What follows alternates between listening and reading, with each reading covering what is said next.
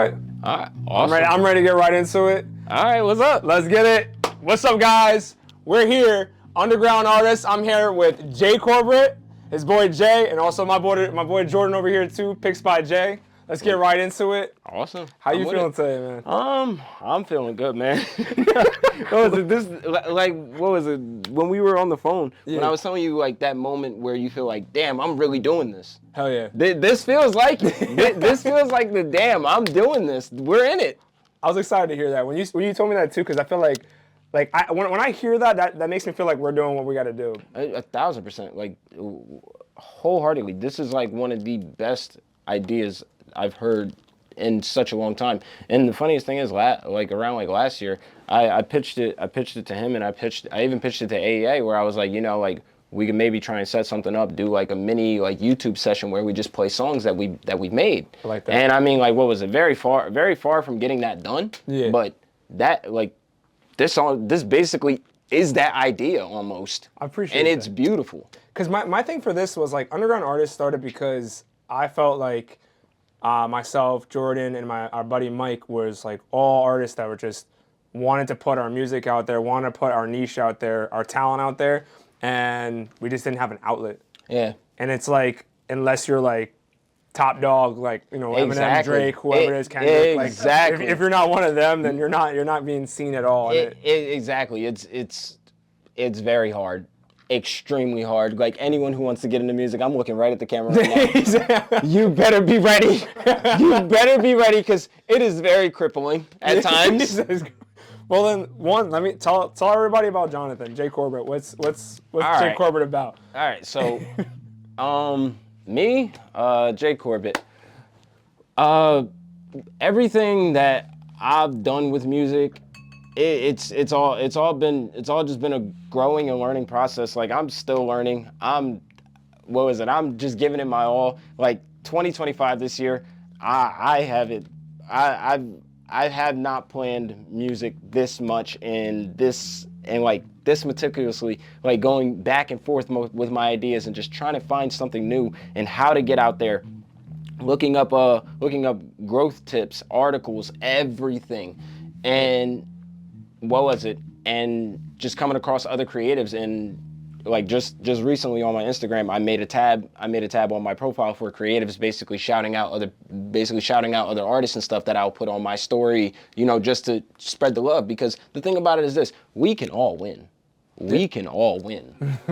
Everybody eats, man. Everybody eats. There's enough room at the table. Yeah, there is enough audience. There's enough money out there. Absolutely. Just make it seem like it's a dog-eat-dog world, but. Everyone just feels like they're competing. And I mean, like, yeah, like friendly competition, it's fun, but it's like at the end of the day, none of us are super big yet. That's true. And we can all become big, whether it be directly collabing all the time, or just separately, or just sharing ideas. We can all make something good of this, and why not, man? From what we know, we only live one life. So why not go for the big things? Damn. Starting off deep, but I like where he's at it. That's from South Jersey, right? South Jersey. Jersey, baby. Reason why I asked like how it started and like that, where's your inspiration coming from? What made you? Because you said 2017 is where it really started, but like, what about before that? Was there something that created you into Jay Corbitt, or like? So. The funniest part was when I had to be around, like, I would have to say like 6 or 7. My father, he signed me and my 2 brothers up for this summer program type of thing, and they were basically teaching arts there and stuff. And he had us enrolled in piano classes, and and I hated every minute of it. Thanks, Dad. Oh, thanks, Dad. Yeah. What was it? Yeah, I hated every minute of it. Like, had a piano book and everything. Got past the first one and was just done. Was just done with it because my dad never really pushed it on us. It was more like if you do it, you do it. Yeah. And so after that, it's gonna be a crazy time jump here, because after that I was done with it. I was like, I don't want any parts of this. this isn't fun. I mean, but like, granted, you're a little kid. All you care about is running around and eating candy. Right, right. So it wasn't until my 11th grade year at Deptford High School, I had a piano class. It was on my schedule. I didn't ask for it. It was just there. And what was it? Met a really cool musician. His name is Carl Cox. You can actually find him. Saxophonist, very good. He was our piano teacher, and what was it? So I get into this class, and I'm like, all right, this is just a waste of time. I'm just gonna, dabble around. It's not important to passing or failing. So, I just started playing. I started playing with the notes, and I was like, whoa. I said, what is this? I said, am I liking this? Am I loving this? There's certain parts you just gotta look right at the camera. But what was it? I'm like, yo, am I liking this right now? So after a while, I just I started looking up how almost every musician or anything starts. You look up YouTube tutorials on how to play your favorite songs or like certain parts of your favorite songs. Yeah. And literally writing down the notes. So here I play an A, or like oh that's a C. But yeah, it started out with that. And then when I got to Williamstown, I pushed for another piano class. I pushed for it, always pushed for it at that point because I just fell in love with it again. Wow. And what was it? I didn't want to take up music full time or anything yet. It wasn't until I met my piano teacher who actually knew of the other guy because they teached at another school together. Her name was Amy Botbile. What was it? Awesome teacher. I love that woman. but if you're watching this, by the way, yeah, shout out Bob Bile. I love that word. But so me and her had a very great bond. I actually met him my 11th grade year. He was in acting, and I was in the piano room. They were literally right across from one another. They were literally right across from one another. This was way before this. It was like that meme where it was like when you meet bro for the first time and you don't even know the lore you're gonna have. The journey, the expedition, the side quest. Exactly, all of that. So anyway, I get into this piano class, and what was it? She was very open with people expressing themselves in music. So like throughout the week, we would get like some assignment. Oh yeah, you got to do this inside of this book. You got to learn this. But then Fridays, you could play anything that you wanted. You went in there and you just played. What were you playing? So the very first piano song that not piano song, but just song in general. The very first song that I really locked in and tried to learn. I don't know it anymore, but it was Young and Beautiful by Lana Del Rey. Oh, really? Have you ever heard it? I've heard Lana Del Rey, but not that song in particular. Will you still love me when I know? I was learning how to play that. It was a nerfed down version because it really wasn't that great. Was it just like a verse or something like that? No. It was basically the two songs, but I was playing it in chords so I could sing. Oh, so you were the instrumental part of it. Well, yeah, because I always loved singing, but it was just like I was scared. Yeah. Because nobody wants to try and put on a talent, and somebody goes, "Oh, you suck." I hate the haters, man. And what was it? They come. They come. 100%. No, they're always gonna. But then I found the song that really shaped me. And one of the artists that started my inspiration into wanting to do music full time. The song was called "Carter and Cash" by Tor Miller, and I first heard this song when I was playing NBA 2K17. NBA 2K17, the one with Paul George on it. Hell yeah. Yeah, what was it? It was Carter and Cash, and I loved every minute of that song. And I locked in and I learned how to play it. And I took it with me to school, everything. And next thing I know, Mrs. Botbile signs me up for the talent show. I didn't even know. She told me she signed me up. Oh, that was like some like sitcom type. Like this is some main character stuff right here. The development is crazy. like bro's arc is building. Yeah. The lore is right there. And what was it? I'm scared shitless because I'm like, whoa. All right, so now I'm gonna play in front of people. Yeah, so I just locked in. Locked in. What was it? It was really special to me. So I had her sing the song with me while I played the piano. We actually did it at the show.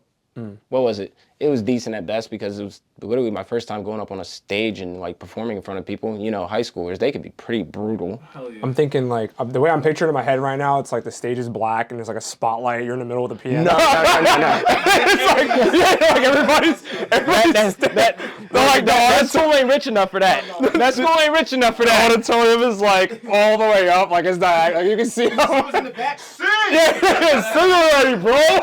Get on with it. Yeah. No, Exactly. I want to talk about because I was listening to a couple. You have, I think it's 2 albums, right? It's an album, and then you have a couple singles out. No, what was that? I have some singles. It's one album, right? And one album, and then continuation of that album, basically like a deluxe or something. When I was looking through it, your first one's it's like Baby and Me. Oh, John and Baby. John and Baby, right? So that one was made 2018. Yep. And then there's a gap. Yo. So All for right, here we go. because I wanted to know because I was listening to it, I was like, why did he stop for almost 3 or almost 4 years, right? Or it was 2023 that you started the next one, or 2022? No, so actually, 2018. I know what bass line you're playing. That's beautiful. I love it. But so John and Baby. Oh man, Dan, yeah, no, we're really gonna have to get into this. I love it. I love it though. Cause what was he actually you actually threw me off. But John and Baby, I actually wrote that for my ex-girlfriend now. And I wrote it because she ended up going to prom and I didn't. I didn't go to prom. I was too cheap. No, it's cool. But what was it? She ended up going, and I basically wrote that in somewhat of a perspective of, you know, just as the chorus goes, just save me one dance tonight. And the funny part about it is that I think the day we started dating was the day I released it. It was my first song ever released, and that song will always be special. The producers that I worked with on that, their names were Peter Canella, and I think I really don't know her last name. I think her name was like Annie Mayo or something. But like, what was it? They were both involved in music. They were a couple when I first met them. They're separated now, but yeah, that was actually a really special thing. But now, after John and Baby, I had released I think two or three more songs. And I was using, I don't know if you know the website TuneCore. TuneCore, that has to be old, man. That's like way back, right? No. That's still new? No, I'm still using it to this day to distribute everything. So is that like Kind of like a DistroKid? Yeah, I was gonna say distro. Yeah. It's basically like DistroKid. Okay. Yeah. So I gotta get on that. what was it? And back then before they switched their like their criterias and their interface and stuff. Yeah. When you will put out a song, you had to pay yearly for it. Yeah, is monthly now or is no. What was it? Now you just buy a certain like artist plan and stuff, and then you just pay for that yearly. None of your singles stay up. And what was it? I think I released two. I think it was two other songs. It was two other songs. And I think they both came out. 20. No. I think like 2021 or 2020 or 20. I think it's 2022. Yeah. Because I was looking through it, because there is a gap. That's That's where that gap was, Yeah. and because I had to because I had to focus on like work and stuff, and like what was it? And in that time I was trying to help my ex-girlfriend stream, and I dedicated a lot of myself to that and took away from my artistry. And I mean, it's no jab at her. No jab at her whatsoever, because I did it willingly. But that's the challenges in life that you have to go through. It's not like Exactly, and those songs ended up getting taken down. I probably don't plan on re-releasing them either, because it was just like they were, to me, kind of cringe. But no, I mean, hey, you did it. Putting music out in general is hard, man. Very, very, very. Just the whole process and just making it and figuring it all out. Writing, all of it. It's such a beautiful process when it's going, and then like the creative process is like, yo, this is gonna be a hit. I love it. Next thing you know, I hate this, bro. This is whack. But that gap year was a little hard on me mentally, but it taught me. Yeah. It taught me where it was like, you're not just gonna put something out and you're gonna blow up. Time to be realistic, bud. Yeah. And what was it? I'm very grateful for it, to be honest, after all this time. Yeah. That's funny, because it's funny, when you just mentioned the first song, John and Baby, in my head I was like, Baby and Me or something like that, and then you said John and Baby, I'm like, who's John? I'm like, wait, hold up. Well, no. I just thought about it. Funniest part about that. My brain was like, funniest part about that, John and Baby. Yeah. That's not you? That's not me, because I took the names from the main two characters of the film Dirty Dancing. Oh, okay. Johnny Castle and Baby Houseman. And it ironically connected. I mean, like, I've never seen the full movie of Dirty Dancing, but I mean, a lot of people have seen it. It's that one movie at the end where they have the one song, and I had the time of my life. Yeah, exactly, that song. That's where that song mainly blew up, because it was in that film. But John and Baby were the two main characters of Dirty Dancing, and that's where I got the name from. No, I have another. I thought about it again. Yeah, no. What was it? One thing about my music, I go very deep for my connections. Yeah. Whether it be like the name or the lyrics that I use.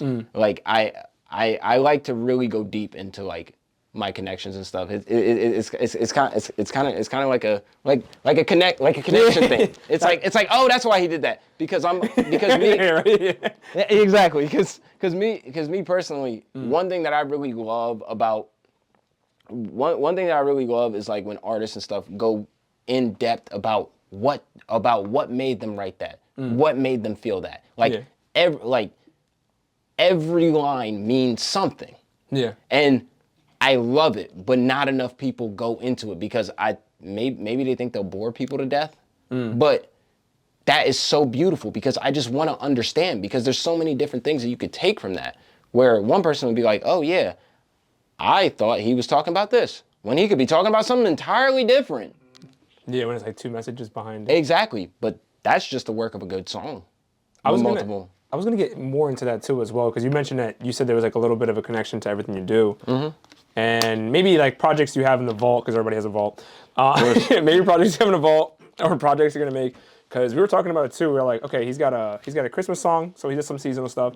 And then also what I noticed was that a lot of your music sounds like it's like romantic, or it's like a love type of song. A lot of your songs, when I'm listening to it, I'm like either he's talking about a girl, or, and you mentioned earlier about John and Baby, so I'm like, now I'm putting, here it goes again. But like, I'm just like, wait, hold up. I mean, so future songs right now, is that like your niche? Is it more like the romantic, or is it just so happens to? So what was it with the project that I'm actually planning? Yeah. This is more so this project that I'm planning right now. It's probably at least to me, this is the best music that I've felt while I was making, because it's like I'm what was it? I'm just letting my mind go. Yeah. I'm letting my mind go. It's like you're just you're just writing down what you feel, kind of like a flow state. Exactly, and it's not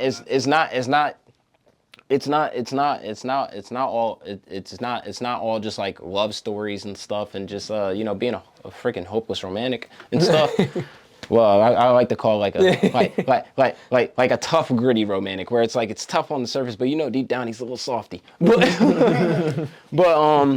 but what was the title of that the title of the project that I'm working on is called Thinking Out Loud. That's the clip form. Yeah, thinking out loud. Thinking Out Loud. And what was it?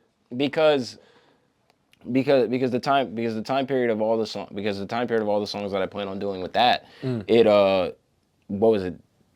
Basically from the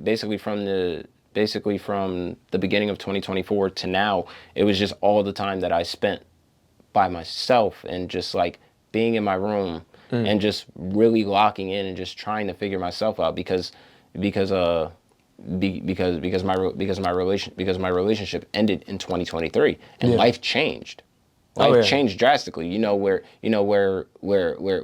you constantly had someone checking up on you, someone calling your phone, always texting, and then now It's gone. I can go almost an entire day and not receive a text from a human. Yeah. Like, dude, he's what was it? No. Why do you have to say? It's the truth. Was like the Charlemagne part? Nah, but what I'm saying is like he's not laughing. He's not laughing because he's being a dick. But I mean like he's laughing because he understands it. Like what was it? Because we've all been there where it's like, damn, my phone is dying. The part that kills me is like, you'll be going and then you hear a notification. Oh, someone text me. It's T-Move. It's T-Move. We got awesome deals for you. Come on back. Or when they try to use Gen Z slang, no cap. This day is great. Makes you feel even worse. It's like, man, unsubscribe. Yo. But overall, it just a lot, like all that time just allowed me to really just dig deep within myself, figure out who I am, figure out the things that I like, figuring out what I am looking for in life. Yeah. And just, almost like a freaking Goodwill Hunting era. where you're just truly figuring yourself out to the core, meditating, all that. And the music that I've created from all that time that I'm still working on, in my heart is the best and most vulnerable that I've been. Because now I'm figuring out how to write, I'm figuring out how to write songs where, you're being more open and you're kind of like, not trauma dumping, but like the authenticity. Yeah. Like you're being vulnerable, and you're saying the things that you like full on feel without caring. That's hard. That's really hard to do that. And what was it? I know I haven't mastered it, but what was it? I'm talking about not understanding things and like figuring out things, and what was it? Just finding me. And I like, if people love it, they love it. If they don't, that's them, because I love it. And that's probably one of the biggest battles as an artist, where you're like, I want people to love this. Yeah. So I'm gonna tweak it so that people like it, but then in the end, it doesn't get the feel that you want because you took away from it. And what I've truly learned about anything creative. Yeah. When you genuinely like what you do, other people like it, because for some reason everyone's lives are just so connected in some type of way where it's like one of those memes that that Instagram will have, and everyone's like, yo, did we really just all live the same existence? That's what it feels like. When you make something genuinely that you love, like to be more specific, like when you listen to music and you get those goosebumps and you get those goosebumps, or like when you make your own music and you feel those goosebumps. Yeah. When you feel that, that's when you know you got it.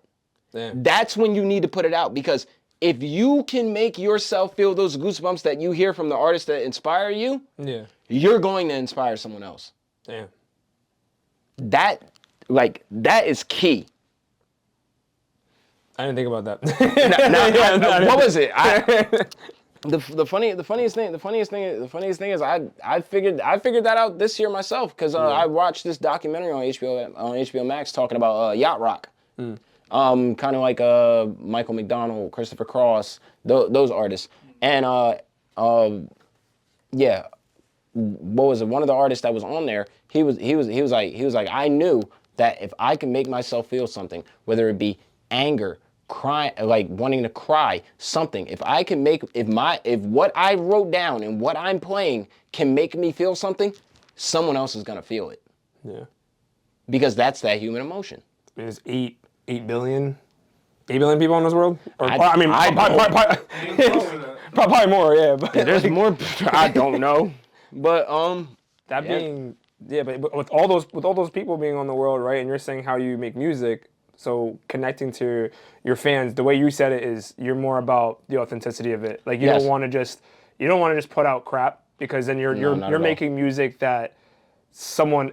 In a sense, I get what you're saying with the goosebumps. It's like if you're making music for someone else, then that's someone else's music. That's not your music. No, it's not. So then for you, like, how do you connect? How do you plan on connecting with your fans, or the fans you currently have, and then where do you want to go with it? So how I plan on connecting to people. How I plan on connecting to people is just when people listen to my music, I want them to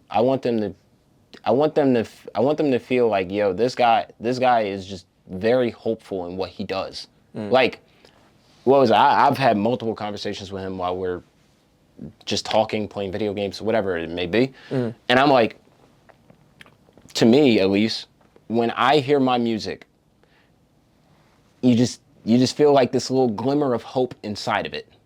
It's like, this man is longing for something. He's chasing something. You can feel it. Yeah. You can feel it within the music. You can hear it in the strings. You can hear it, like, I don't know. I just, like, what was it? The way I want to connect with my fans is, I just want them to, what was it? I want them to, I just want them to feel like there's someone who's going through some stuff. That can understand that, whether it be like a different situation or something.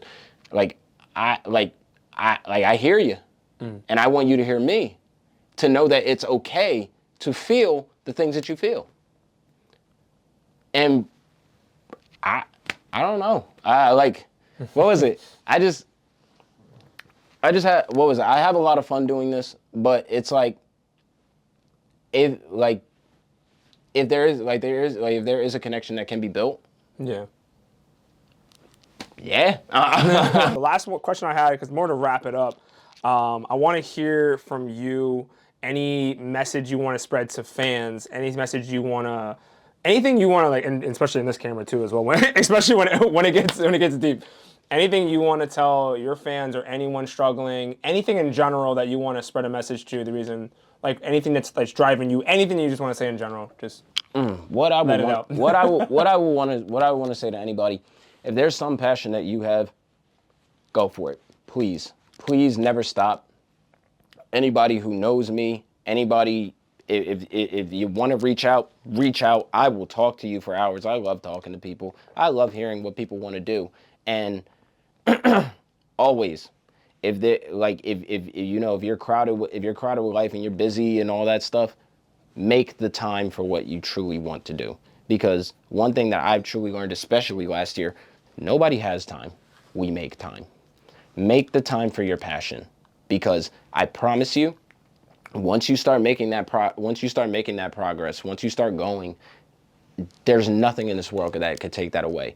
So please, my last thing right here, dream, plan, do, focus. Bet. I was gonna put this on the speaker, but I didn't go on the speaker. Well, either way, I want to say thank you guys to Jay Corbitt. Thank you for coming to Underground Artists, guys. You know what, man? Coming up next, he's gonna be doing a freestyle / song. We're gonna hear it. We're gonna hear it, guys, and we're gonna put it up for you right now. Thank you guys for coming out. Yes, sir.